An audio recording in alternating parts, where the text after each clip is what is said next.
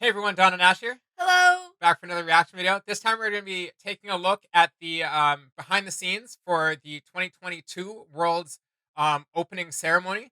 It's just called Making the Worlds. We're going to get a look at all the challenges that went into making 2022 as memorable as it was, Yes. except for the trophy. I really want to know if they answer. Yeah, I really want to know if they have any answers as to what happened with the trophy or anything, or why, like, in my opinion, the trophy, everything to do with the trophy opening, and the trophy like ceremony itself was really downgraded from all previous years, Yes.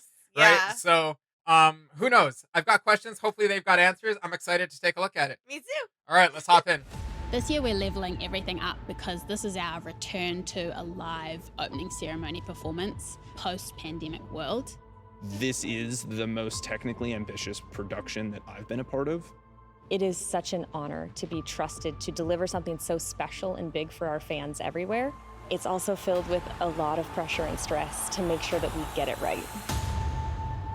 I mean, the screens were amazing, honestly. Yeah. Like, there were great things Worlds about this really one. is a singular spectacle in culture. For us, with the opening ceremony, we know that this is our chance to plant a stake in the ground and say we are the future of sport and spectacle. Every year, we look to really up the ante. We want to take what we've done in past ceremonies, what we know really delights the audience, and bring it all together to deliver an even bigger, better ceremony. Last year, we went into Arcane, we went into Piltover and Zon. This year, we wanted to show what it meant to have the magic of Runeterra and League of Legends fuse into this reality in many surprising, dangerous, and wonderful ways. It's our first year back in an arena since 2020, and arenas are my favorite way to present the sport. This year's opening ceremony is a 270-degree in the round, very ambitious journey through the season of League of Legends. We open with the call, which is the season start cinematic and tells the story of the beginning of the competitive season. We move into Neon Strata, which is the Empyrean skin line, and a really exciting journey through color and Pyke sort of taking over the environment. And then we conclude with this year's anthem, starring Lil Nas X. When we were creating the anthem, we knew we wanted a North American voice on it since this is a North America Worlds. And we instantly started looking to iconic one and only performers within NA. Lil Nas X was the top of the list, if not the list for us. So we were so excited when he was enthusiastic about working with us and jumped in headfirst. As president of League, I want to make the greatest Worlds anthem of all time. We always aim to take our world finals to an iconic city in whatever region that we're in. The San Francisco, of course, fits that bill. When we think about physically putting the show into San Francisco, the build in and of itself is easily our most ambitious. There's 450,000 plus pounds of kit that's being put in the air. We have 5 times the amount of projectors that we had in the 2019 show. They have to turn off and on in a split second because we can never have inside and outside projecting on the same piece, just as one example of how complicated and how challenging this is. We've had a pre-rig day. The venue is going to work around the clock for the first 96 hours that we have it. Between traveling crew and local support and performers and everyone else from end to end, I mean, this is probably a 2,000 person deep production. With that ambition comes a lot of technical requirements, and it's been a pretty challenging process to work through everything. So ridiculous.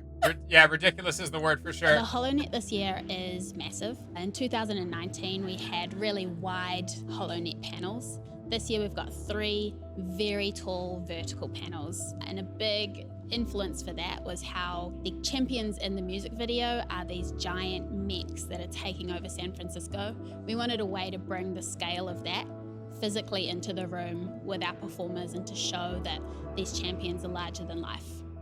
Seeing our favorite champions brought to life on stage is the best. It's like the thing that you dream of as a League fan. This year for the opening ceremony, we have 6 champions that we're highlighting, and we really wanted to do a deep dive to understand everything possible about their abilities, the lore behind all of the stories surrounding them, and find the bits and pieces that we could hold on to and bring into our reality. An example of this is Pyke and his bone skewer move. So what we wanted to show from this was the theatrical way that Pyke pulls people closer to him without using too much extra technology and instead using physical people on stage. One of the biggest challenges we have is that all of the magic comes from the HoloNet. If the choreography and the HoloNet content don't match up, those moments mean nothing to our fans. And we won't know until we're in Chase Center if we've mapped those moments together properly. Oopsie daisy.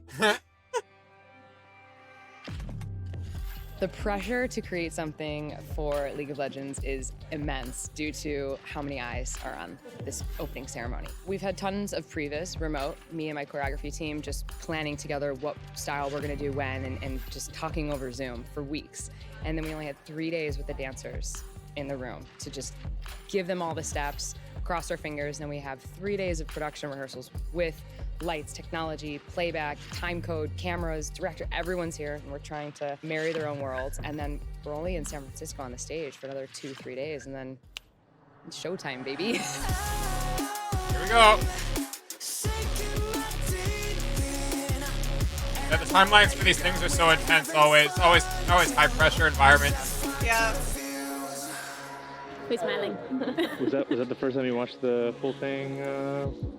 Full thing hard out from top till there. Yeah. And it gave me chills. One of the difficulties this year was the fact that we discovered Neon Strata as the centerpiece of the show pretty late in the game.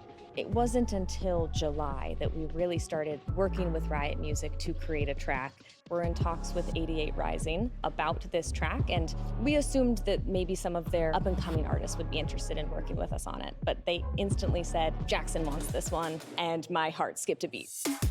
When I first found out I was working with Jackson Wang, I knew I had to step my game up. We built out a choreography section in the end of Act 2 to just be with the dancers. And it's this insane drum beat with this crazy guitar solo ending Jackson's moment. Today in rehearsal, Jackson was like, wait, I want to do that. And he learned it in 20 seconds, and now he's fully in the dance breakdown. And the fact that he just threw himself in it was like so awesome. So you're here. Boom, go. Yes, like I want to make this. And then Let go. you push. Let me lead. I know you're not used to that. Oh. No. Yes. You caught that on camera. Not used to it. The challenges of pulling off a 360 performance were extremely high because as a choreographer and dancers, we're so used to having a front and a back. But now there's no off stage. Right when that music starts and right when that music ends, they're on stage the entire time, no matter which way they're facing. Everything is meticulously choreographed every single second and every single frame because all eyes are on them the entire time. So while the rehearsals have been hugely beneficial and had a great impact on our prep, we did have to make some trade-offs coming in. In addition to planning the show, we actually had to have a separate plan for the rehearsal that was an adaptation of the show. And once you build that plan, you have to make sure that people don't confuse it for the show, because when we get back in San Francisco, you don't want people performing the rehearsal. You want them performing the show. I'm confused. We are in the Chase Center. The stage has been built.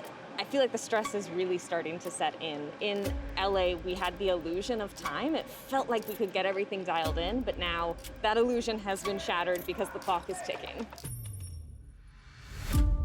Biggest challenge of the day is that there's so many different components to the show that if one thing goes slowly, that has a knock-on effect on everything else. Today, we had always planned on working through each act of the opening ceremony. We started with Neon Strata this morning with Jackson. The timing is really, really tight. I think our review is we know everything that we need to fix, but I wouldn't say we necessarily saw it work. So that means we'll be working through notes pretty late tonight. Bone Skewer is one of those things where sometimes I wish we weren't so ambitious. I wish we could just give ourselves the easy out, but we don't. With Bone Skewer, we tried a few different ways to get it right in LA. A few different choreographs, a few different movement ways. We had to switch it up. We basically flipped the choreography so that Jackson is on the receiving end of the skewer now, aided by some trickers who are helping him hold a pose. I think it's landing now, but this one has been so tricky. After Neon Strata, we then dove into our anthem performance. It's great to have Lil Nas X in the building. Got him on stage, showed him the fly moment where he's gonna be riding up the lift to about 12, 13 feet above the stage. Telling Lil Nas X that we were gonna hoist him in the air in the hand of a giant mech went over way better than I ever could have imagined. So there's absolute zero chance that this would ever fall, right? Correct. And also, You didn't say anything. He'll tell you. He's the guy. I'm the guy.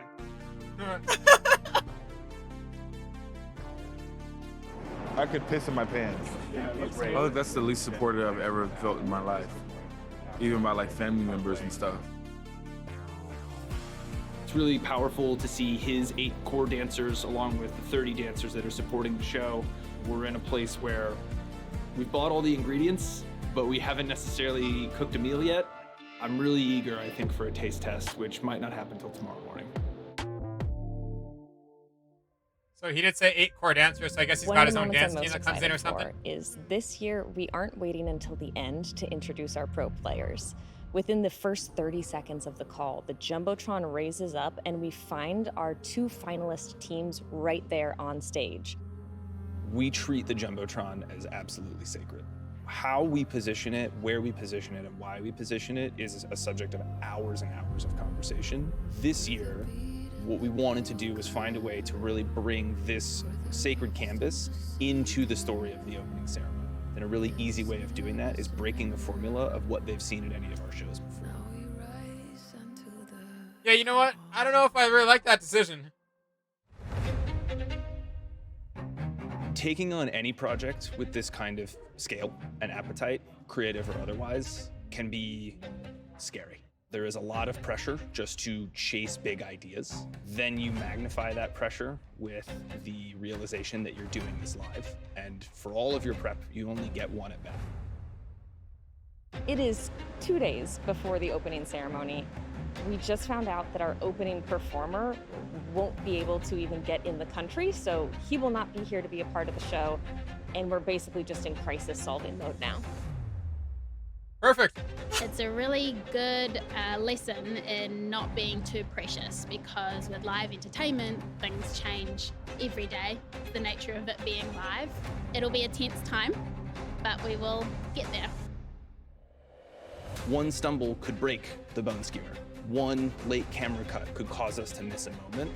But we put in all of this prep work because you can engineer opportunity, but you can't manufacture result. But that space is why this is a lot of fun. Talk about the trophy. We are about 15 minutes to show. I am feeling very nervous. I have all sorts of butterflies in my stomach, and it's gonna be fine. It's gonna be great. It's gonna be great. Well, the thing is, today we see it with an audience in the room, and that changes everything.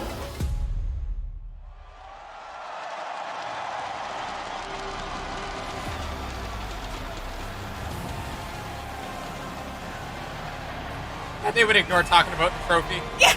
All right. They would. Like what? What? Yeah. Oh my god.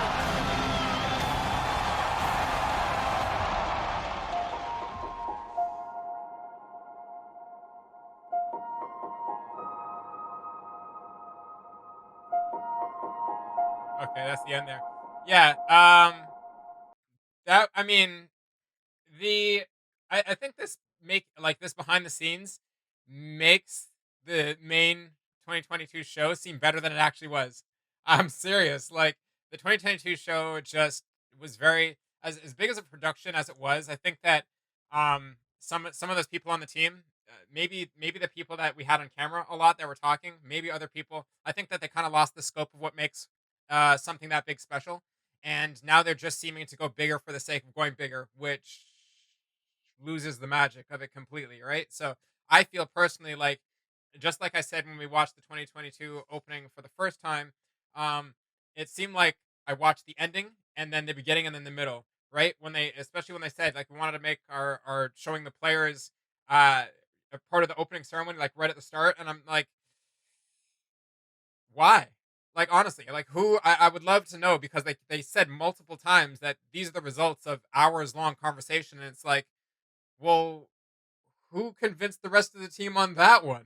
Like, it's nonsense to me. Like, you see the players, and then within 30 seconds, like, they don't even have 30 seconds of a moment, half a minute, which isn't long in the grand scheme of things, right? They have like 15 seconds or less, boom, and you forget about them. And then we're on to the show, and it's just like, what? You know what I mean? So I think that that was a terrible decision creatively, honestly. And just like some of the comments that you guys had left on that video that I agree with personally, which is like the performers, it just felt very manufactured. You know what I mean? Like, um, the I guess some people were saying the fact that it was lip synced or whatever, or just the fact that that the performers or the singers and the dancers, it was more about the performance, Yeah. more about the stage performance than anything. And I really think again that's kind of losing the magic. Where like the players aren't here for a pop show, they're here for the magic of League of Legends. And I just don't think League of Legends was infused with just because you showed some heroes on a giant screen behind Little Nas X, it doesn't really connect. Apparently, like Jackson Wang is like a very famous pop star over in Asia, and just because you show Pike behind him doing flashy graphics and everything, it doesn't really, in my opinion, connect the fans to like the worlds, right? We're here for a world tournament, right? You know what I mean? So I think that this show specifically would have been great as a standalone show, as just some sort of homage to League of Legends. Sure. I think that it really stands out if we frame it like that. But as far as a world's opening, you know what I mean? So it I don't know what really happened, but I really think that in when they had more hurdles to jump over in 2021, they somehow produced a better result that I really think connected the players way more to League of Legends and way more to Arcane, right? They had that to latch onto. Yeah. But it was just such a sick world opening. I don't know.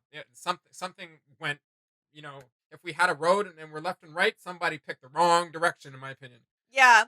It's funny because like after the first watch, like I didn't see it that way until after you mentioned it. It was like I was the person getting distracted by all the flashy cool things, and as soon as you had brought that around where it was like, oh, we only saw them for like 30 seconds or less, and The then players, yeah. the players, yeah, it was like it kind of shifted it back into perspective for me, where I'm like, yeah, if the goal is actually to highlight these players and the journey of the tournament and this final, then yeah, that goal was a little lost, I think. But I totally agree. Like the show as a like The show by itself, yeah, the show by itself is like quite phenomenal. Like it's incredible what they were able to achieve with all this technology. And like one of my favorite parts was seeing like the giant hologram of like Kaisa and the other champions. So I thought that was really cool. But yeah, it's easy to get distracted by the cool flashy things, right? It has no substance. That's in my opinion, it has no substance. It's if you're just going bigger for the sake of going bigger, and I forget what the lady's name, but the woman with the blonde hair said it herself. We just try to outdo ourselves every year for the sake of, and it's just like she didn't say those exact words, but that's the message that she was getting across, and it's just like there's a point where that doesn't work. You know what I mean? There's a really a point where that doesn't work. It's in the pursuit of perfection, in the pursuit of grandeur, you're really just minimizing the soul of the show. So, I'm hoping that they correct course, and understand what makes a world's opening ceremony special, and bring that magic first, not grandeur first, but magic first, Yeah. and then complement that with the scaling it up. You have to find the formula first, and then scale up that formula. Not just go, okay, we've got a 40 foot wide parking spot to fill. We're gonna put the biggest bus we can. You know what I mean? It's just it's ugh. So Yeah. I'm so annoyed by that. But so I'm really hoping for 2023 to bring it back in, and give me that epic trophy unveil. Give me the player unveil at the Yeah. end. Yeah. Even bring the announcer back, like saying the players' names. They did that when it was held in China, I think, and that was awesome. Yeah. I just think that was awesome. It gave the players such a moment, and it really just what it did was gave an easy transition for we got to enjoy a cool performance, pop performance, or whatever performance, Yeah. with a little bit of league tie-in, a little bit of game tie-in, and then the highlight is the players again. Oh, we're back in the zone. We're corrected, right? Yeah. Boom. And then we're on to the Tournament. actual main. Let's yeah. go. Yeah, That's how it should I be. totally agree. That makes in the flow of things that makes much more sense. So yeah, you guys will have to let us know. I mean, we enjoyed watching this. Honestly, like again, um, even though we may disagree creatively with the direction they took or whatever, the work that goes into this size of a production, and them getting that many people to sync up and that many departments to sync up and all the gear that they work with, it's just like, how's my little geeky nerdy techie self being like, "Ee, this is so cool." So yeah, we can still disagree creatively, but like very much so appreciate everything that was put together. of course we can. Anyways, you guys will have to let us know what you think of this behind the scenes, and what you liked, what you disliked, and what you hope that they did different or that they might do different for 2023. And with that, that wraps it up. If you're liking our kind of journey through these world ceremonies, there's, I think, maybe one or two that we're going to be looking at that you guys had suggested as well, that are not the worlds, but other smaller tournaments throughout the year. Anyways, if you're looking forward to that, please like, share, and subscribe, and we'll see you in the next one. All right. Bye.